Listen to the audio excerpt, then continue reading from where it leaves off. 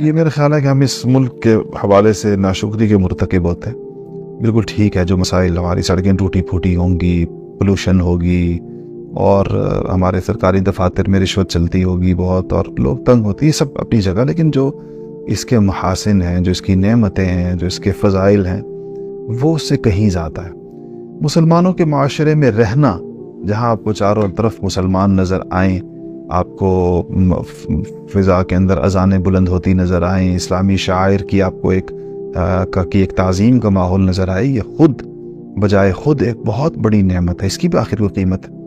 تو آپ جب اپنی ملک میں رہتے ہیں اور آپ وہاں جو ایک مذہبی آزادی ہونے کی وجہ سے ایک دینی کام کرنے کی، اور پھر دین سیکھنے کی، پھر دین سکھانے کی، پڑھنے کی اور پڑھانے کی، دینی محنتوں کے اندر جڑنے کی جو آپ کو اتنی بڑی ایک موقع ہوتا ہے، پھر مسلمانوں کے اپنے ماحول کا جو فوائد ہوتے ہیں، چاروں طرف اپنے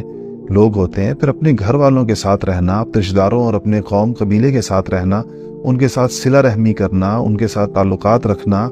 اور ان کے حقوق ادا کرنے کی کوشش کرنا، یہ ان ساری چیزوں کی بھی تو کوئی قیمت ہے آخر. اور تو اس سب کو بندہ صرف اپنے معاشی مفادات، اور وہ معاشی مفادات جو اس کا گمان ہے، یہ یقینی بات نہیں ہے کہ اس کو، کیونکہ جو قسمت میں اس کی ہے وہ تو اس کو ملے گا جہاں بھی وہ رہے گا. تو اس لیے میں تو نوجوانوں کو کہتا ہوں کہ اگر آپ نے ایسی کوئی تعلیم حاصل کرنی ہے جو اس ملک میں ممکن نہیں ہے، آپ کی فیلڈ ایسی ہے کہ آپ نے جانا ہے، آپ نے PhD کرنی ہے، آپ نے کوئی ریسرچ کرنی ہے، پوسٹ ڈاک کرنا ہے، اس کے جانے میں تو میں حرج نہیں سمجھتا. بھیجتا بھی رہتا ہوں اپنے بہت سے ساتھیوں کو اس خیال سے کہ جا کر وہ چیز حاصل کر کے واپس آئیں، لیکن رہیں اپنے ملک میں. اور یہ بہت غنیمت ہے یہ فضا اور ماحول جو دستیاب ہے، اس کی خدمت کے لیے کمر باندھ لیں، اور یہاں اسلامی معاشرت کی بہاریں دیکھنے کے لیے جس کا بہت زیادہ جس کی امیدیں ہیں،